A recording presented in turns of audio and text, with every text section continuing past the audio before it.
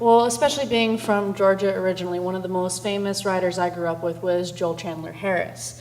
Now, over time, Joel Chandler Harris has faced a lot of controversy due to his unapologetic racist tones and appropriation of African tales. Despite his racist tone, which is there's no argument there, this is all part of his unconscious symptom. And when people start talking about Uncle Remus as the collections, they often focus on the racism or his appropriation, but nobody actually analyzes what the purpose of those appropriations are. Through several critics, I have actually come to find that Uncle Remus is an appropriation of European, African, and Native American folklore. The point behind this is because his appropriation served two roles. The first one is a positive cultural appropriation, maybe not for the cultures he appropriated, but in Joel Chandler Harris's mind.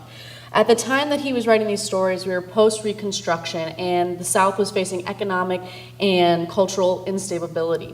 Through the appropriation of European stories who founded America and Africans who helped build America, Harris's stories perform content appropriation, absorbing the content of the folklores in order to strengthen what Harris sees as ideals. Since I argue Harris's racism was unconscious, I also argue that his appropriation was not an attempt to suppress the African culture, but to integrate it into the American Southern culture, making it inseparable from the idealized past and the growing future.